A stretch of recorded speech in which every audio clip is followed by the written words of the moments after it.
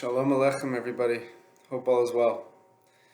So, there's an interesting question that many people ask is, will there really be world peace? How will the world come to the state of world peace? How will we reach this level of reality, this ecstatic, dreamlike reality? How do we get there? Is that really possible? And the answer to this question is, it's actually not possible naturally. But as you know, HASHEM runs the world. God is in charge, and God will perform a miracle in that He will bring peace to the world, and it will be done through the Messiah, through the Moshiach Himself. So let's understand this. What does it mean? Naturally it can come to peace, but God's going to cause there to be peace. Well, naturally, as we've seen throughout the few thousand years of history, there's been wars. There has been constant wars among, whether it's between the people of Israel, the children of Israel, and their neighbors, or just between all nations in general around the world, Jew or not Jew. There's wars between other non-Jewish nations as well, between each other. So there's war around the world constantly. There's constant. I mean, if you look into our history, since Adam and Eve, since Hashem created the world, there has always been wars, even starting from Cain and Abel. And then if you look now, even in recent modern history, there's not a major war. There's always conflicts and small countries at war with each other, or countries at the peak of war, developing weapons. There's constant, threats of war. So that is something that we're so used to. So naturally, we can't come to a state of peace, meaning on our own, we wouldn't be able to bring the world into a state of peace. No human being with his intelligence or political plan will be able to bring world peace. It's impossible. Unless it is with the help of the Lord, HASHEM, and by HASHEM establishing the kingdom of David again. Well, the kingdom of David has always been established. Since David HaMelech became king, the kingdom of David is an everlasting kingdom.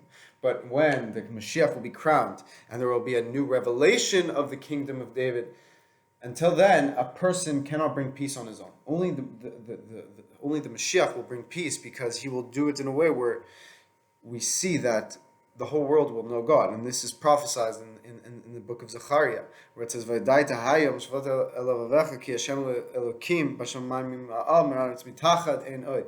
You shall know today, and you shall put it on your heart, that Hashem is one. There's none other on the heavens and the earth. He is but Him alone. There's no one else but God.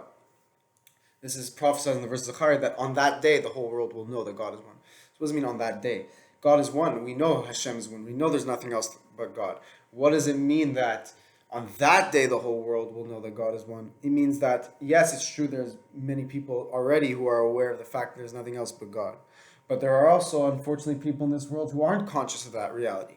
So on that day, the whole world will know that Hashem is one. What is that day? The day when Moshiach comes, where the kingdom of David will be reestablished. Well, I shouldn't say established. All everlasting establishment will be re-revealed to the world.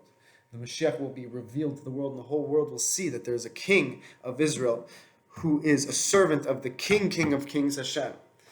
The Moshiach will be the greatest servant of God. He will be completely surrendered to God. That's what makes the king the king. The Moshiach is the king of Israel. That's what makes him such a great king, is the fact that he's not his own being. He's completely a servant to God. He's completely surrendered and given over to God. And that is what makes him such a great vessel to carry out the divine will into the world, carry out the orders of God.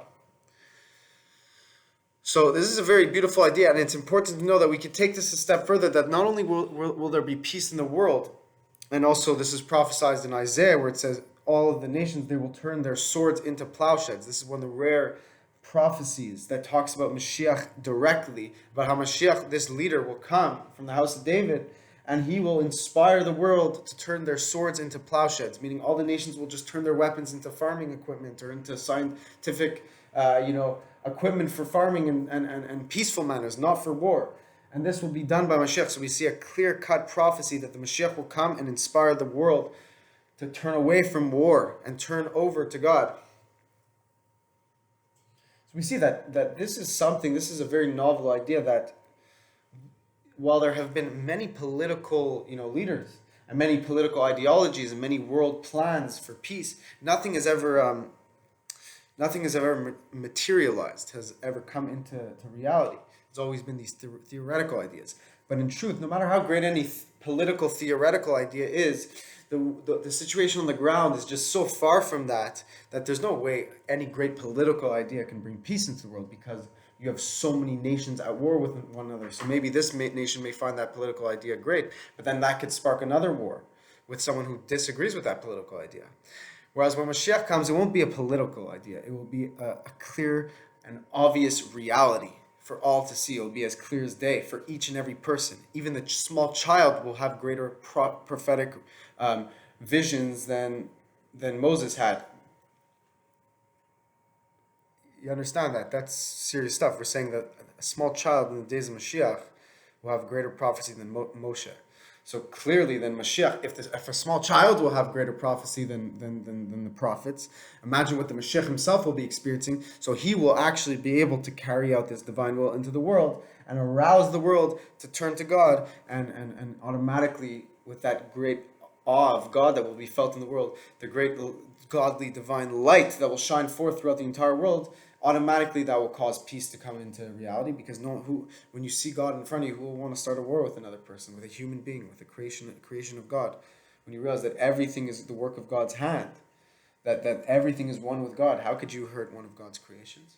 So when it will be so revealed to the world, then automatically there will be peace within the world.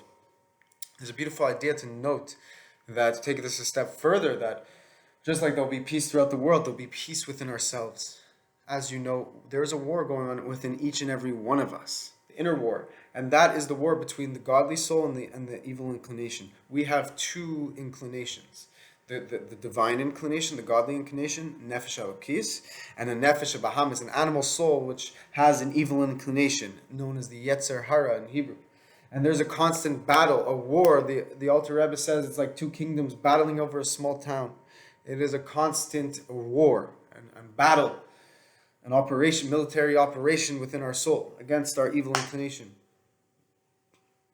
But, as you know, the whole point is not to kill the body, not to destroy the body, but to turn the body over into holiness, to turn the darkness into light. That the body, it's true, the body may desire to do sins. The body may desire to do the opposite of what the Torah says. But if your soul teaches your body and you learn Torah, the body will say, you know what? Even though this may be more desirable at the moment, I want to serve God. I know Hashem is real. That is what the body can experience when you teach the body Torah. Because when you learn Torah, not only is your soul connecting to God, but your body's connecting to God as well. And in the days of Mashiach, the body will be completely transformed into holiness, to the point where we say that actually the body will be at an even higher level than the soul, because the body was dark and the soul was light. But our sages teach us that there's an advantage in darkness turning into light. The body was dark, but now it's being turned into light. And light that comes from darkness is even brighter than light that's always been light. So when we turn our bodies into holy vessels for God, when we go against maybe our desires once in a while, and we make God's desire our desire, then we bring the divine light into the world. And something interesting to note, that when we just push ourselves to go against our own desires, we'll notice that we're able to actually channel into God's will and make our desires God's desires, to the point where there won't be an inner battle anymore. There will be complete peace between the animal soul and the godly soul. And the animal soul will want to serve God with the godly soul. And that is why there will be peace within ourselves. There will no longer be an inner war within our own mind, an inner war of doubting ourselves, of being anxious and feeling vulnerable. No, we'll have complete trust in God. And this starts today. Even now, today we can decide to have complete trust in God. And when we do that, we enter into the days of Mashiach right now, and we bring forth the days of Mashiach into the world. So each and every one of us individually has the ability to bring Mashiach. And it starts with trusting in God and knowing that He will redeem us immediately, and that we can play a role by serving Him, by following the words of the Torah and doing the positive deeds and spreading them with the world. If you're a Jew, through the Torah and mitzvahs; if you're a righteous Gentile, through the 7 laws of Noach, we have the ability to bring Mashiach and to spread light with our fellows throughout the entire world. And then we'll experience true peace within the world and peace within ourselves, when Hashem's light will shine forth throughout the entire world. May Hashem bless you all. I hope you enjoyed this video. All the best.